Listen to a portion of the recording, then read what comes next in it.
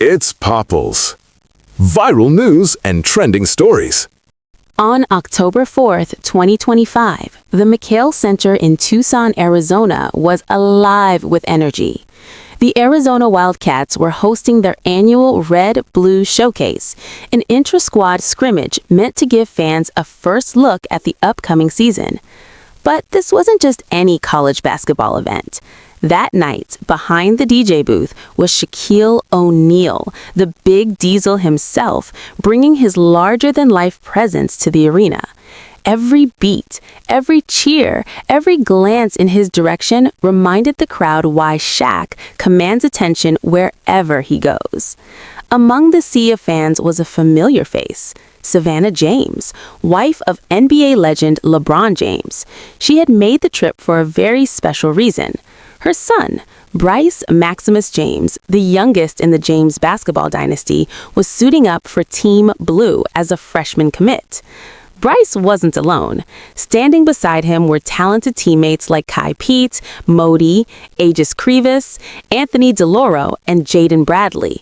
From the tip-off, Bryce made his mark, draining a three-pointer and showing flashes of that unmistakable James athleticism. By the final whistle, the scoreboard read 45-44 in favor of Team Red. Bryce had contributed 3 points, 1 assist, and 2 key defensive plays, a steal and a block. But the real moments came mid-event. Shaq was pulled aside for an on-court interview, and what happened next would make headlines. Reflecting on his own nostalgia for college hoops, Shaq suddenly delivered a heartfelt shout-out. "Nice to see my nephew Bryce out here, and Mama James, his lovely wife. I just came for a little after party and then back to where real basketball is played, at LSU." Not long before, Shaq had spoken about Bronny James on his podcast, defending his young nephew. "I would like the scrutiny to get off Bronny James. He's a kid, a great kid. All he wants to do is play." That night in Tucson wasn't just a scrimmage, it was a snapshot of a legacy in motion, a moment where family, talent, and the love of the game collided under one roof. It's unfortunate for kids like ours to have to live up to what we have done. Hope he has the opportunity to play well. That simple remark says a lot about Shaquille O'Neal, how he genuinely watches out for the next generation, including LeBron James's kids. But let's pause for a moment and take in what happened that night at Bryce's game. Why did Shaquille publicly acknowledge Savannah James and her son Bryce in such a heartfelt way? Picture this, Shaq standing in the center of the court, thousands of fans, all eyes on him, countless cameras capturing every second. He didn't whisper, he didn't wave from across the room. With a microphone in hand, Shaq made it crystal clear. Savannah James, Mama James, was in the house, and her son, Bryce, whom he called his nephew, deserved recognition. Savannah, true to form, stayed composed. No sound bites, no media statements, just quiet support for her son. Yet the cameras captured it all. The fans recorded it, and social media was poised to erupt. Interestingly, the online buzz about Shaq's shout-out was relatively subdued.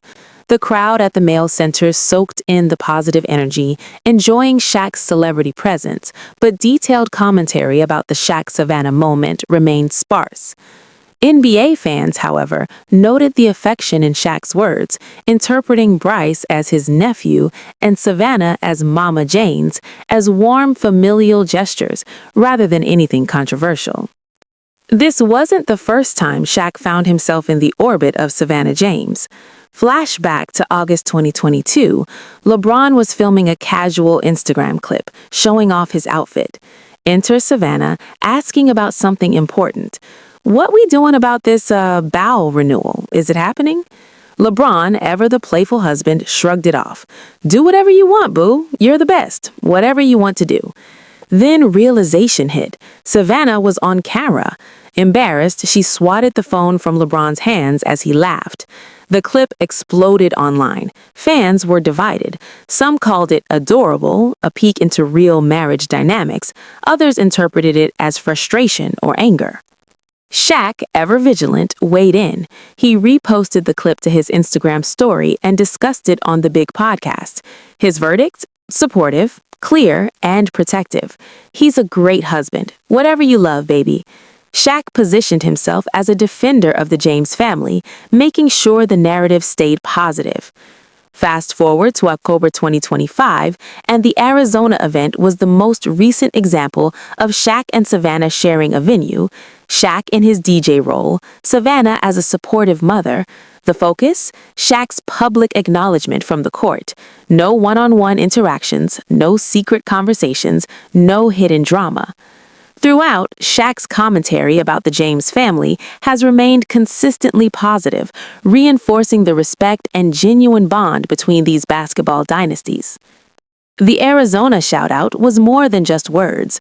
When Shaquille O'Neal referred to Bryce James as his nephew and Savannah James as Mama James, LeBron's lovely wife, it reflected a bond that seemed almost familial.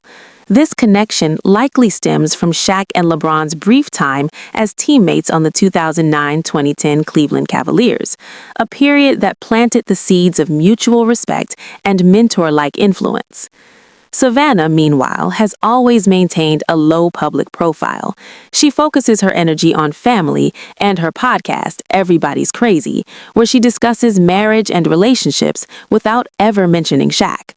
Her attendance at events where Shaq is present suggests nothing but cordiality, no tension, no animosity.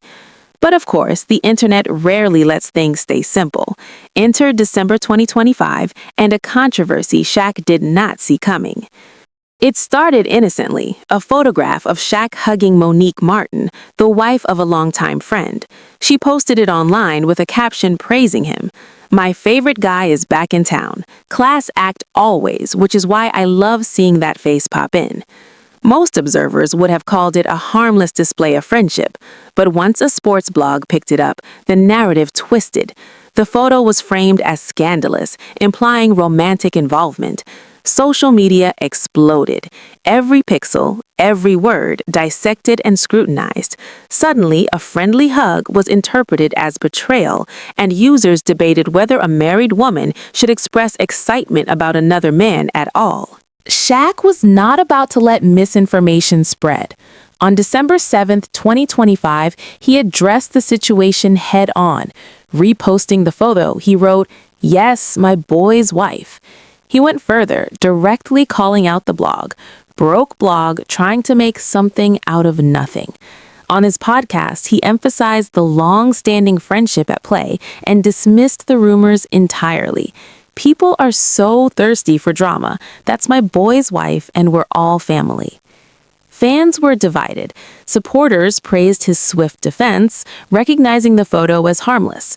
Critics continued to debate, dissecting intentions and etiquette, while some defenders pointed out, even if it's not true, you have to be serious about your surroundings.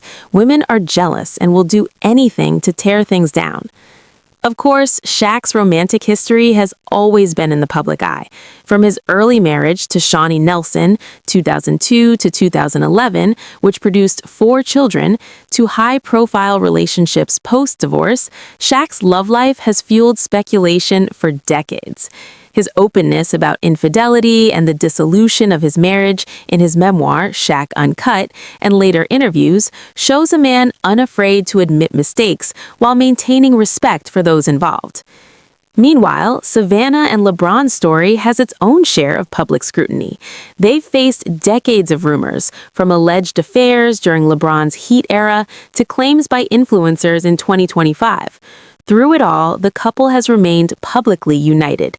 In September 2025, LeBron appeared on Savannah's podcast, emphasizing the importance of communication. "We've been together since high school, so stuff ain't perfect. We got an argument before we came here today. After 23 years together, communication is key." And then there's Shaq and LeBron's layered relationship. It began with hope. June 2009, Shaq joins Cleveland to help LeBron chase his first NBA championship. At 37, Shaq was past his prime, yet still a formidable presence. The goal was strategic, counter Dwight Howard, but the partnership struggled. Shaq's post-up style clashed with LeBron's fast-paced offense. A mid-season injury sidelined Shaq, and despite a strong regular season, the Cavaliers fell short in the playoffs. Behind the scenes, tensions simmered. Shaq admitted in 2024 he felt jealous of LeBron. I was kind of jealous of him. He got to do stuff I could never do. Leadership privileges, like allowing family on team planes, impressed Shaq but also fueled envy. After LeBron left for Miami, Shaq expressed disappointment, claiming LeBron didn't give his all for the Cavaliers. Over time, their relationship evolved into a complicated balance of respect and criticism.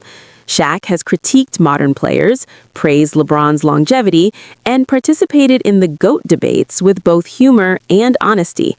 I feared Mike. I never heard anybody say they feared LeBron.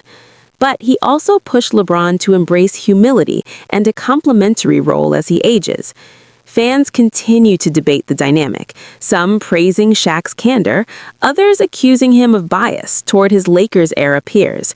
Reddit discussions dissect the Cleveland years, with opinions ranging from disappointment to appreciation for Shaq's stats and contributions. Ultimately, Shaq and LeBron's relationship defies simple labels. They are not enemies, but not inseparable friends either. Two all-time greats, intersecting at awkward points, circling each other through years of praise, critique, and mutual respect. Shaq can publicly call LeBron's son his nephew, acknowledge Savannah as Mama James, and the world watches, interpreting what it will. And that's where we leave it, for now. The drama, the respect, the family ties, and the controversies are all part of a story that continues to unfold. For more stories like this, click on the card on your screen.